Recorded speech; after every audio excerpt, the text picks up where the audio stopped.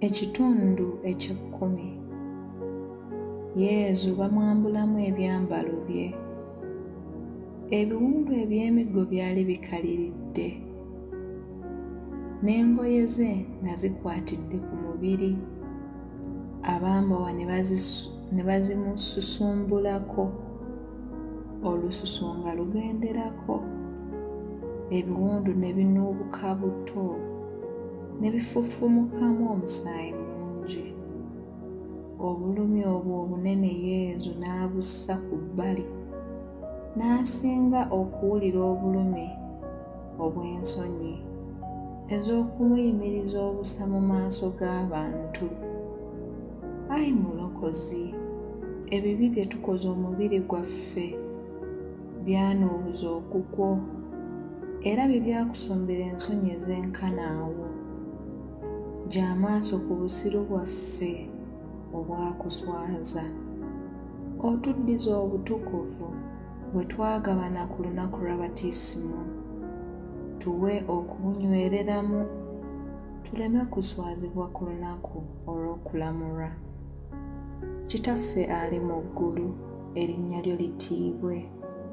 Obwakabaka bwo bujje, by'oyagala bikolebwa mu nsi nga bwe bikolebwa mu ggulu.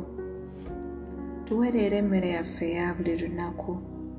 Otusonyiwe ebibi byaffe nga naffe bwe tusonyiwa abatukola obubi.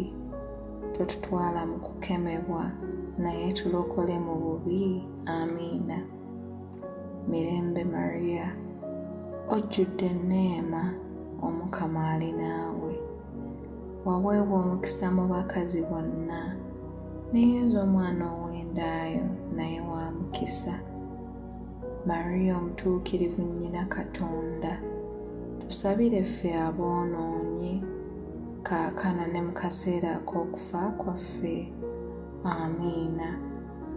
Ekitiibwa kibe ekya Patri, n'ekya Mwana, n'ekya Mwoyo Omutuukirivu, nga bwe kyaliwo olubereberye, na kaakano, ne bulijjo, emirembe n'emirembe. Amiina. Ayi Mukama tusaasire, Ayi Mukama tusaasire.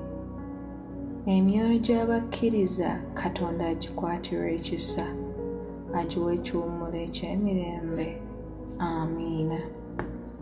Ebiwundu ebya Yezu, Ayi Mariya obyolanga mu myoyo gy'abaana bo. Tukuvuunamira Yezu ne tukuwa ekitiibwa, kubanga wanunula ensi ng'otufiirira ku musaalaba.